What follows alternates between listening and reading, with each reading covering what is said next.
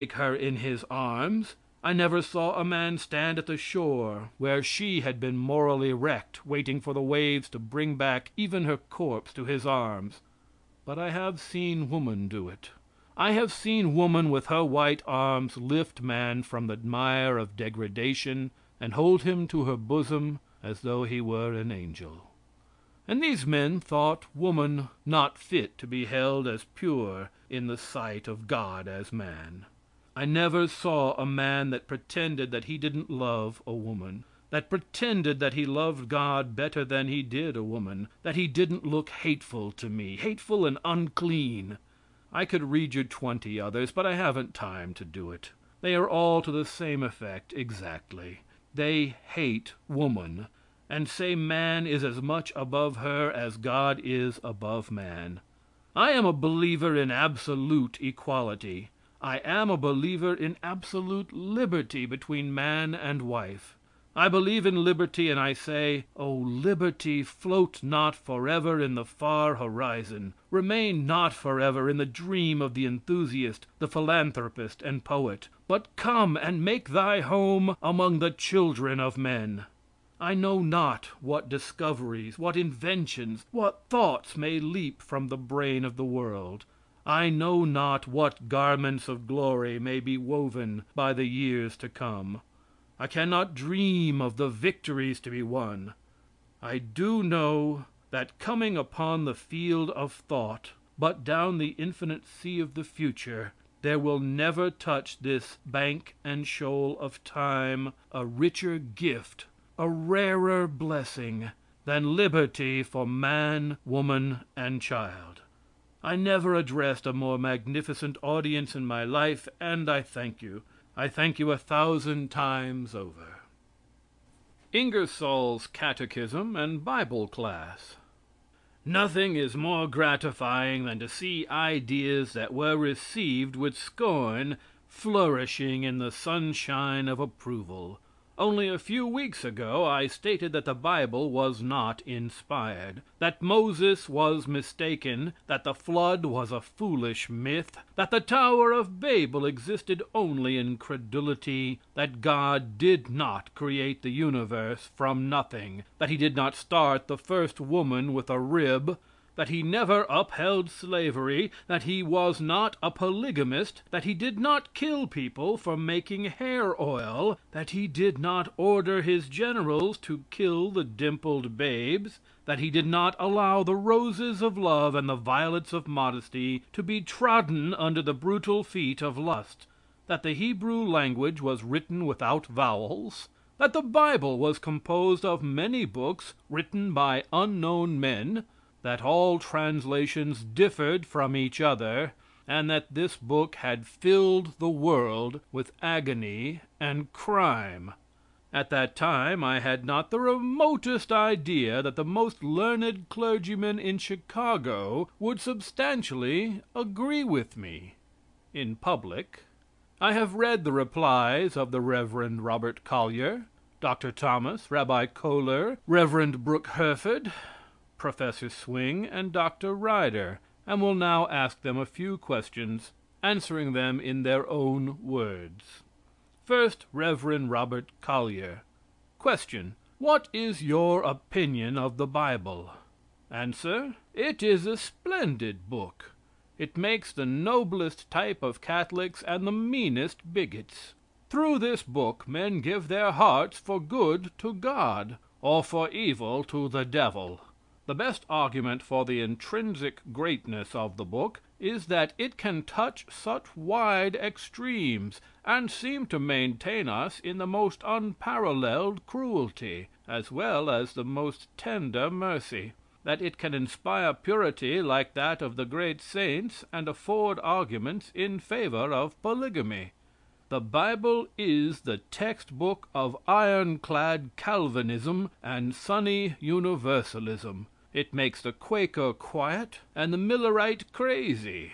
It inspired the Union soldier to live and grandly die for the right, and Stonewall Jackson to live nobly and die grandly for the wrong.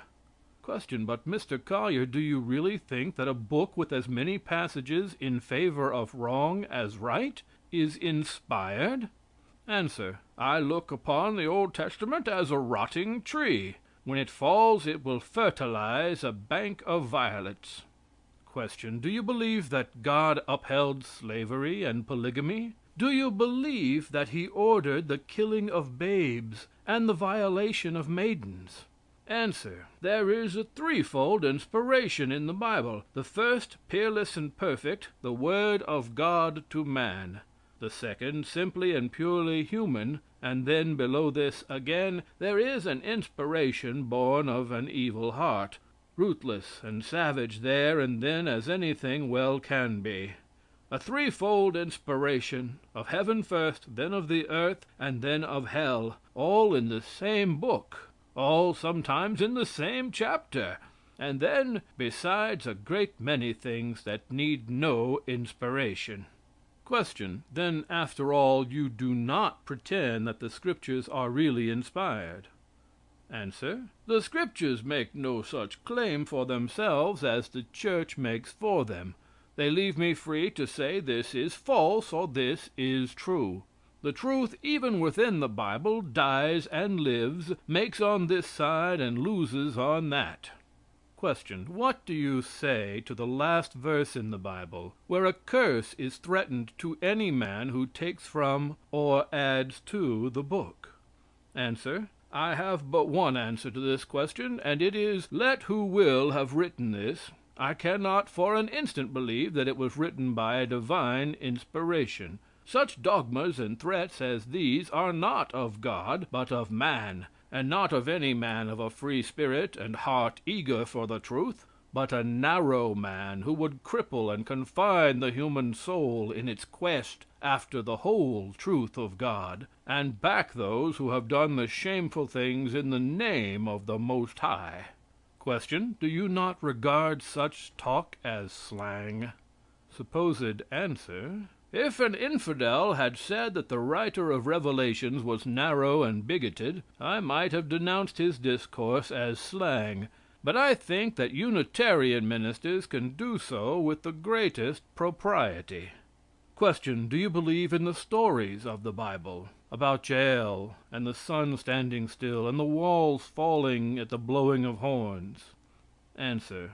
They may be legends, myth, poems, or what they will, but they are not the Word of God. So I say again, it was not the God and Father of us all who inspired the woman to drive that nail crashing through the king's temple after she had given him that bowl of milk and bid him sleep in safety, but a very mean devil of hatred and revenge that I should hardly expect to find in a squaw on the plains. It was not the ram's horns and the shouting before which the walls fell flat. If they went down at all, it was through good solid pounding, and not for an instant did the steady sun stand still or let his planet stand still while barbarian fought barbarian. He kept just the time then he keeps now.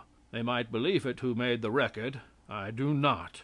And since the whole Christian world might believe it, still we do not who gather in this church. A free and reasonable mind stands right in our way. Newton might believe it as a Christian, and disbelieve it as a philosopher. We stand then with the philosopher against the Christian, for we must believe what is true to us in the last test, and these things are not true. Second, Reverend Dr. Thomas. Question. What is your opinion of the Old Testament? Answer. My opinion is that it is not one book, but many, 39 books bound up in one. The date and authorship of most of these books are wholly unknown. The Hebrews wrote without vowels and without dividing the letters into syllables, words, or sentences. The books were gathered up by Ezra. At that time only 2 of the Jewish tribes remained. All progress had ceased. In gathering up the sacred book, copyists exercised great liberty in making changes and additions. Question. Yes, we all know that. But is the Old Testament inspired? Answer. There may be the inspiration of art, of poetry or oratory, of patriotism, and there are such inspirations. There are moments when great truths and principles come